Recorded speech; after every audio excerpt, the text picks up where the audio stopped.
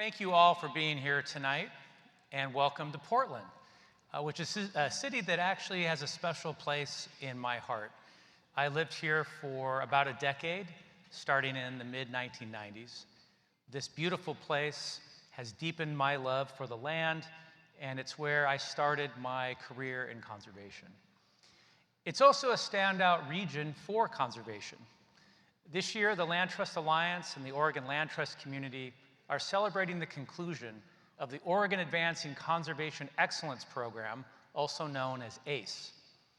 It's a 10-year, $10 million investment in the Oregon Land Trust community made by the Grade family's Yarg Foundation, represented here tonight by Nick Walrod. By putting resources behind the people in this movement and building the capacity of the state's land trusts, including by investing in new staff positions and community-centered conservation, ACE has yielded impressive, durable results. Together with other critical investments in Oregon, including for land acquisition, from the Hollis Foundation, the Oregon Community Foundation, and the Doris Duke Foundation, all of which are represented here tonight, Oregon's land trusts have nearly tripled the amount of conserved land in a decade.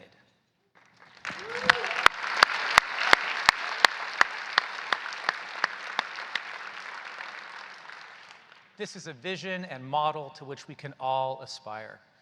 I ask that the people behind this remarkable work, including funders, staff and board members of Oregon Land Trusts and the Coalition of Oregon Land Trusts, and staff from the Alliance's Western Division, to please all stand.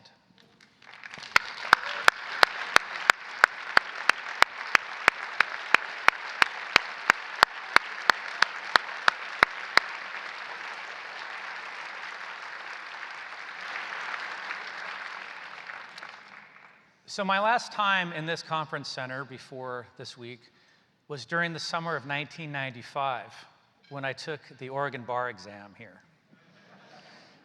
As many of you know, a big part of the bar exam is writing essays under time pressure to demonstrate that you know how to spot key legal issues and then apply the law to a set of facts. At the time, I felt lucky that they allowed test takers to use an electric typewriter, which I eagerly brought to the exam along with plenty of correction ribbons and whiteout. Yeah. So I realize that those references are lost on a lot of the younger members of the audience, and that's okay. To further date myself, I note that this is the 30th year since my first rally. That's right, I attended rally in 1993 in Big Sky, Montana, as a humble law student. I was working at the time with Professor Bill Hutton on the Back 40, the newsletter of land conservation law. Yes, let's hear about it, yeah. And little did I know at the time that he was exposing me to a group of professionals and an organization that would profoundly impact my life. I am forever indebted to him, as is our community, for all of his many contributions. Now, staff at the Alliance, yes, for Bill.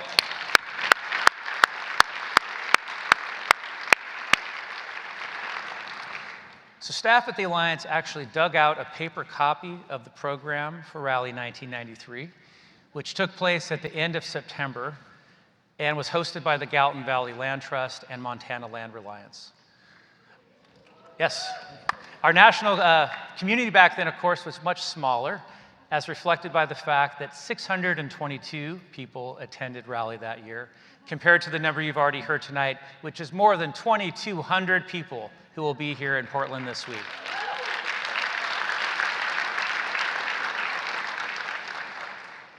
For the most part, the 1993 program reflects a focus on nuts and bolts topics, like how to do transactions, draft an easement, and start a land trust. One notable item in the program is a round table entitled Electronic Linkages for Land Trusts. This was described as a discussion group for people interested in a bulletin board or email system or some interconnectivity for land trusts. And who knows, perhaps that was the birthplace of LTA Net, which ultimately evolved into today's robust online resource center for conservation practitioners. Yes. that you can find on the Alliance website. So all of this is to illustrate the value of looking back in time. It's important that we reflect on how much our field has professionalized and matured, and how we are now rising to challenges that weren't even on the horizon 3 decades ago. 30 years ago, we did not have the Resource Center, terra firma insurance, or an accreditation program with 463 accredited land trusts that protect 81% of land and conservation easements held by all land trusts.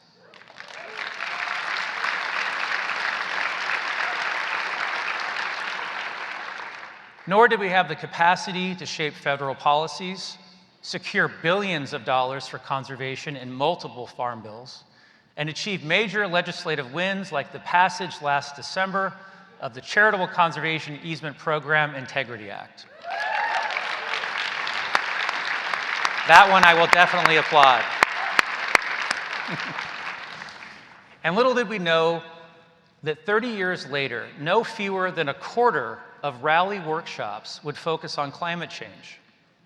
There would be an entire rally workshop track dedicated to community-centered conservation and the role of land trusts in promoting diversity, equity, and inclusion. And that this year's rally would feature an Indigenous summit, workshops on land return, and a seminar on how land trusts can play an important role in building Indigenous prosperity.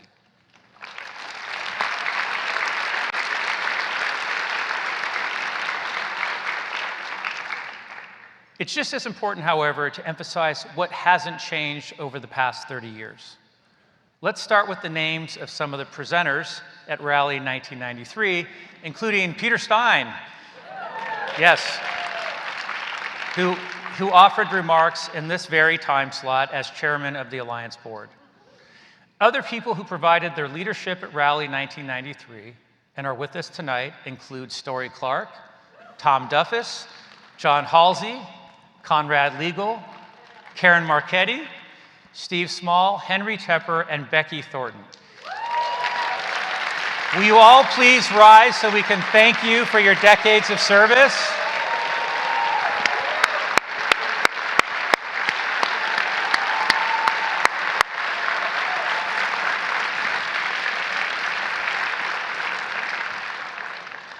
So these stalwarts demonstrate a critical aspect of what hasn't changed over the last 30 years.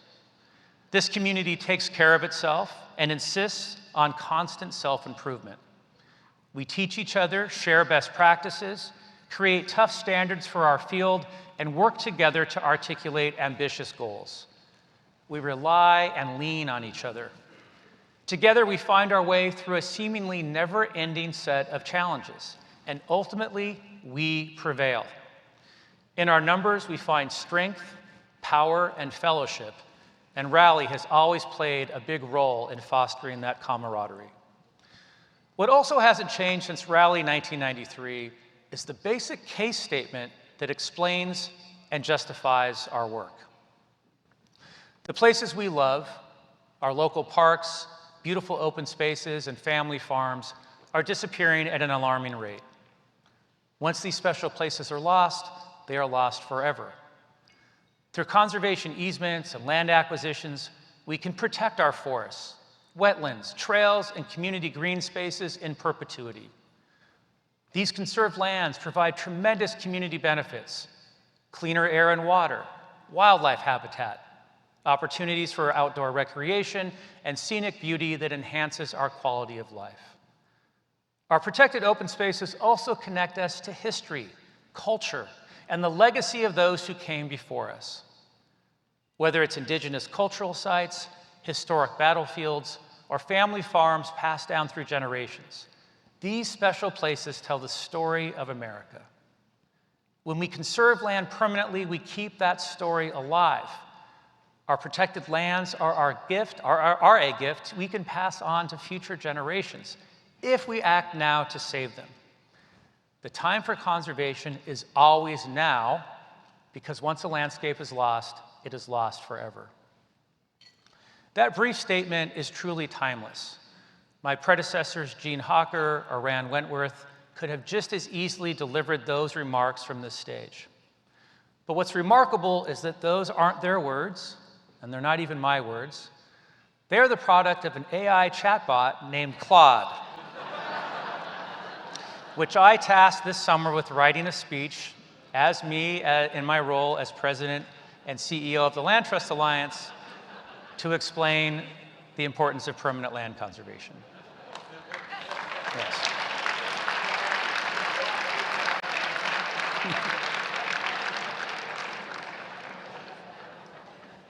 To the extent that AI chatbots essentially parrot back shared wisdom and establish truisms harvested from the internet, we should all take comfort from the fact that Claude didn't miss a beat.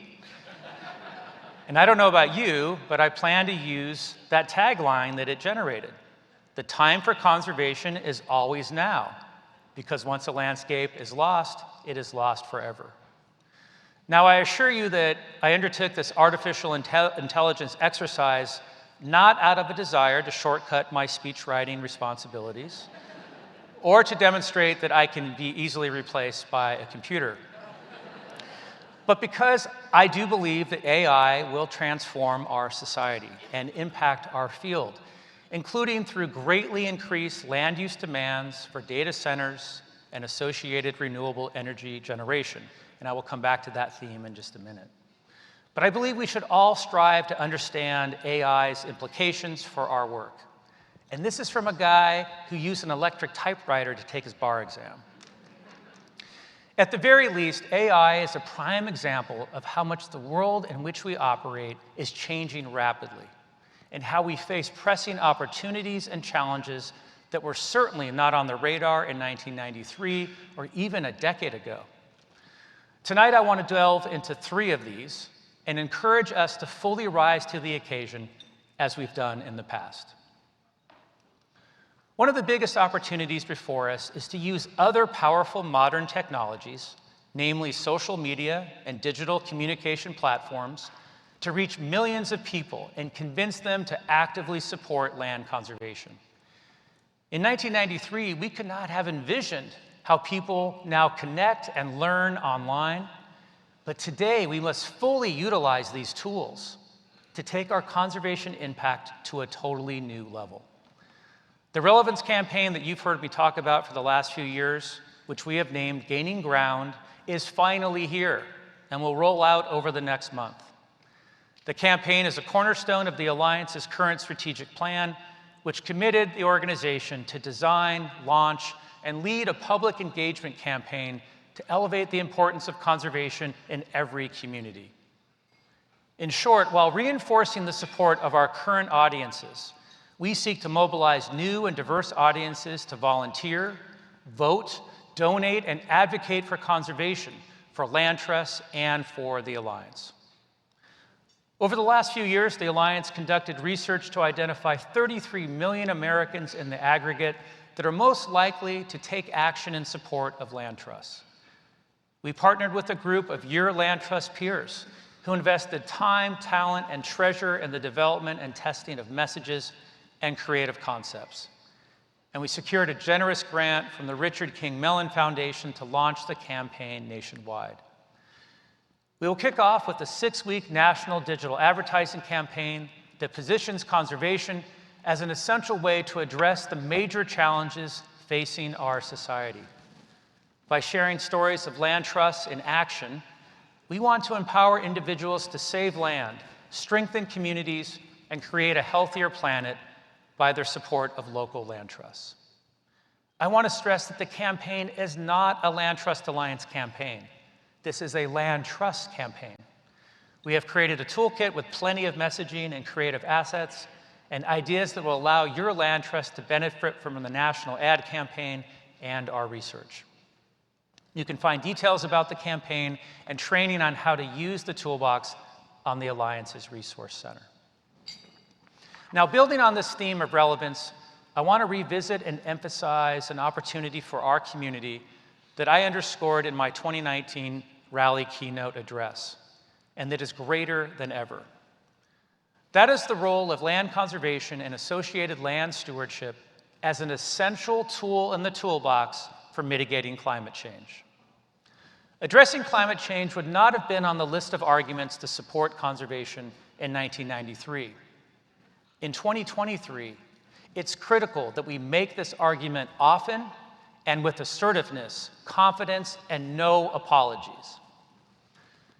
I want to start off by saying that I don't want to be perceived as putting lipstick on a pig.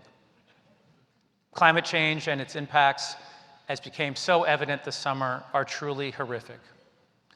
I'd be remiss to not acknowledge that this is the year climate change came home to roost for most of us, either through personally living through heat domes, flooding, fires, and smoke, or by simply paying attention to alarming headlines from around the world.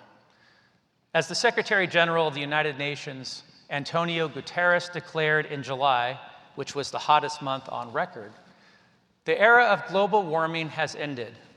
The era of global boiling has arrived. Climate change is here now, and the prospects of the world staying below critical temperature thresholds are diminishing rapidly. It is time to aggressively implement an all-of-the-above strategy when it comes to available options for climate change mitigation. And the importance of the land sector delivering all that it can in this context has never been more urgent. Let's first examine the role that land conservation can play in mitigating climate change, both by preventing the conversion of intact forests, grasslands, and wetlands, and through land management practices, such as reforestation and active soil management on working lands. A seminal 2018 study published in Science Advances and led by Nature Conservancy scientists found that natural climate solutions deployed at a national level could prevent or sequester more than 1/5 of annual US greenhouse gas pollution. That's the equivalent of the pollution from approximately 263 million vehicles. And some scientists, NGOs, and government agencies argue that the potential in the US is actually closer to 1/3 of annual greenhouse gas pollution. Land trusts alone won't achieve that full potential, but they and private land conservation writ large are essential pieces of the puzzle, just as they are essential to bold land-based goals like 30 by 30. Think of it this way. Your conservation efforts ensure that there are open lands where natural climate solutions can play out and be implemented. Your work not only ensures that our nation takes full advantage of the opportunities offered by natural climate solutions, but every project demonstrates the many benefits of conservation, helping to raise the profile of and garner support for this important climate mitigation strategy. Stated another way, our nation cannot focus only on maintaining and enhancing carbon sinks on public lands, or reducing emissions resulting from how public lands are managed. A vast amount of privately owned and managed land in the US will need to provide natural climate solutions, and land trusts will be essential in making that happen through their partnerships with private landowners.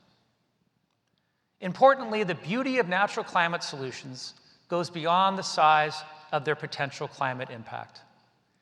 Compared to other options for reductions of emissions, natural climate solutions are inexpensive, and they provide numerous co-benefits such as clean air and water, healthy soils, and wildlife habitat that can alleviate the worsening biodiversity crisis. And they provide places for people to recreate, hunt, fish, and grow food. Stated another way, instead of requiring personal sacrifices, natural climate solutions reward us in multiple ways that improve the quality of our lives. And there's no need to wait for technological innovations to take advantage of natural climate solutions. In fact, photosynthesis is the only proven technology that is affordable and can be deployed today at scale to remove carbon from the atmosphere and buy time for us to fully deploy other mitigation strategies.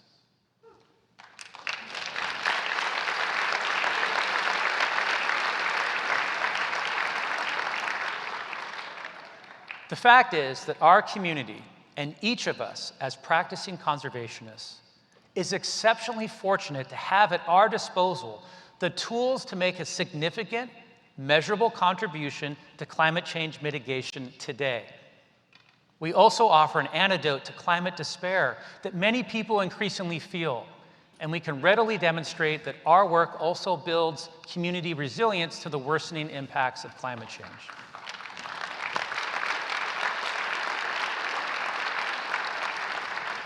I ask you, how many other professionals and communities of practice have this much to offer society? The short and correct answer is none. Yet most people and policymakers are unaware of what natural climate solutions are, what their potential is, and that they are an essential, non-negotiable part of tackling climate change. A 2022 report from the White House entitled "Opportunities for Accelerating Nature-Based Solutions: A Roadmap for Climate Progress, Thriving Nature, Equity, and Prosperity" acknowledged this problem. As the report says, many decision makers, communities, and experts lack awareness of nature-based solutions and the ways they can help address social and economic challenges. As a result, these options are often overlooked. Now, by the way, in case you're wondering, I did take liberties a minute ago earlier in my speech, and I hid, for rhetorical purposes, the fact that Claude actually got it right and captured the climate benefits of land conservation. In its effort to mimic what I might say about permanent land conservation, Claude wrote, "On a broader scale, conserved lands help mitigate climate change by sequestering carbon. Forests and natural wetlands are some of the best carbon sinks we have. Preserving them intact preserves that carbon storage capacity. At a time when our changing climate poses existential threats, land conservation is a powerful tool in our efforts to curb carbon emissions and build climate resilience." The problem lies in the fact that, unlike Claude, when natural climate solutions are acknowledged in climate change discussions, they are often treated as an afterthought, a nice-to-have complement to other mitigation strategies, or a footnote to rosy climate change forecasts that are premised on industrial-scale carbon removal technologies that are non-existent, energy-intensive, or prohibitively expensive. This lack of acknowledgement of and respect for natural climate solutions has to change, and we must all play a role in making that change.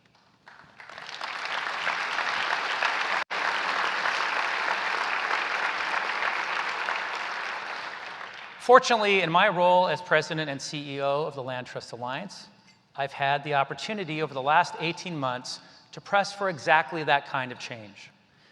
Since 2022, or early that year, I should say, the Alliance has participated in a group dialogue co-convened by Stanford University's Woods Institute for the Environment, the Solar Energy Industries Association, and the Nature Conservancy. This ambitious effort brought together representatives of the US solar industry, land conservation and environmental NGOs, tribal nations, agricultural interests, environmental justice groups, and government agencies.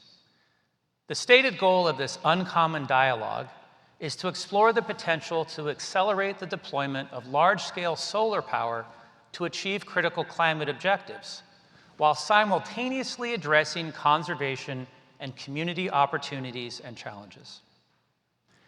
In addition to finding a way to help quickly decarbonize the nation's electricity supply, my objective in participating in the process was to trigger a shift in thinking about the land conservation community as an impediment to large-scale solar, or an interest group to be assuaged and neutralized.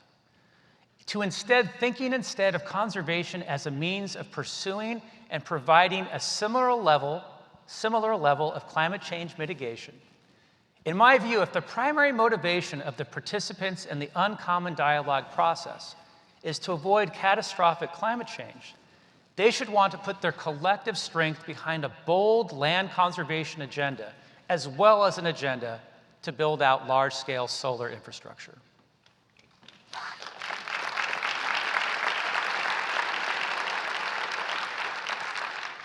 Before I tell you more about how things have worked out, I want to express my deep appreciation to the Nature Conservancy for its leadership in co-convening this process, and for all the work it has done for more than a decade to help direct energy development away from high-value natural and agricultural lands, while simultaneously facing the realities that energy development will occur and renewable energy must be deployed at scale to mitigate climate change.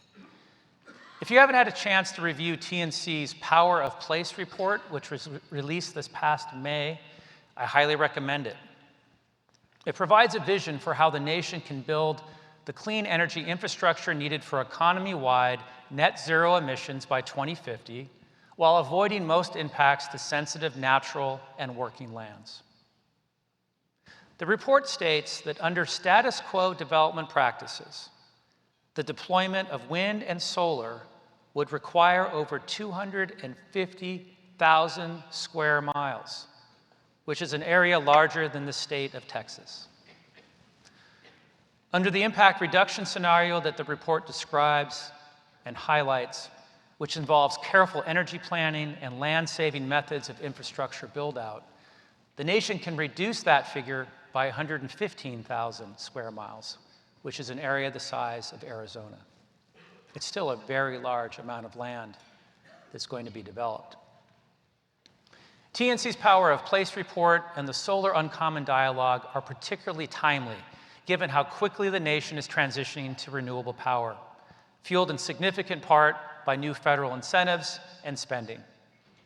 Perhaps you don't need a New York Times article to convince you of this trend, and instead you are seeing large solar arrays and wind turbines sprouting up on landscapes that you have spent years working to conserve. And perhaps you've witnessed groups and interests that were formerly aligned in their energy and climate advocacy efforts beginning to be at loggerheads. The good news is that the participants in the Uncommon Dialogue process are close to a final written agreement to work together to find a path forward for the build-out of large-scale solar power. Importantly, based on our advocacy efforts, the wording of the draft agreement has improved markedly since the beginning of the process regarding both natural climate solutions and respect for lands already in conservation status. But it hasn't been easy getting to this point. We had to educate the participants about natural climate solutions and assert to a very skeptical audience that those solutions are just as important in solving the climate mitigation puzzle as solar power.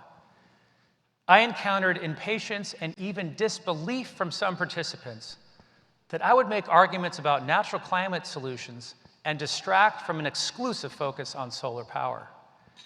And many participants clearly felt that discussions in any context about bringing natural climate solutions to scale are a luxury we can't afford given the pressing nature of the climate crisis. All of this demonstrates what we're up against.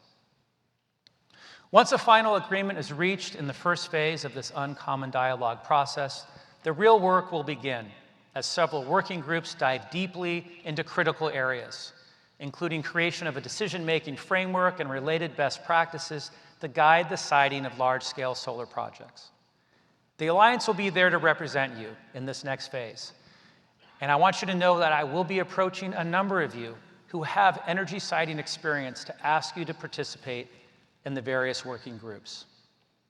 Together, we will make the most of this process and ensure that success will be measured by how land conservation is truly advanced, rather than settling only for assurances that conservation objectives won't be harmed or impeded more than necessary as solar power is deployed. Likewise, together, we will demonstrate our desire and skill in finding a path forward such that the nation does, in fact, decarbonize its electrical supply quickly through the large-scale deployment of renewable energy. And allow me to just build a bit more on that last point. It is essential that our community be perceived as constructive rather than obstreperous when it comes to renewable energy. We do not want the word NIMBY attached to us, or banana, which stands for build absolutely nothing anywhere near anything. And we must do all that we can to avoid having conservation and renewable energy interests pitted against each other. There are darker forces out there that would love to see such a standoff. I am convinced that we can and must effectively learn how to make the case that renewables and natural climate solutions are a both and. They can be effectively reconciled, and they both must be brought to scale with great urgency. As this summer of extremes has made abundantly clear, there is no time to lose in taking bold action to prevent runaway climate change. Please know that beyond the Solar Uncommon Dialogue, the Alliance intends to participate in another nascent Uncommon Dialogue focused on energy transmission infrastructure. Our government relations team will also continue to monitor and provide comments on behalf of this community to the U.S. Department of Energy, the Federal Energy Regulatory Commission, and other federal agencies regarding siting policies and related rulemaking. And as energy and transmission permitting debates heat up in Congress, we will be there, as always, to be your voice on Capitol Hill. The Alliance is also here to provide support as your land trusts grapple with renewable energy siting issues and strive to find workable compromises at the local, state, and regional level. After all, land trusts have an essential role to play. They can ensure that conservation has a voice, and they can help embed land conservation considerations into decision-making, siting, and permitting processes. They can also work with stakeholders to identify places where development is appropriate, including where conservation and renewable energy development can readily coexist. To assist with these efforts, the Alliance released 2 practical pointers this year about siting renewable energy infrastructure on fee simple lands and lands subject to conservation easements. In 2019, we published Reshaping the Energy Future, Renewable Energy and Land Trusts, a report that articulates the important role that land trusts can play in renewable energy development and offers specific guidance and examples about how land trusts can participate in energy siting processes. We will continue to host national webinars and working group discussions in this space, and we will release a new renewable energy siting resource for land trusts in 2024. Finally, I note that we are increasingly making grants to land trusts through our Land and Climate program to help land trusts engage in renewable energy siting, planning, and policy processes. For instance, we just awarded grants to Colorado Open Lands and the Connecticut Farmland Trust to focus on the implications of solar deployment across their states.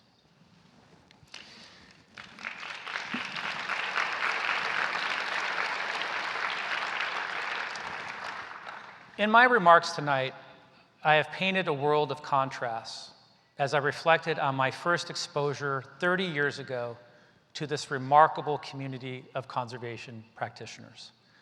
From a time characterized by electric typewriters, electronic bulletin boards, and newsletters shared by snail mail, to one shaped by social media and artificial intelligence.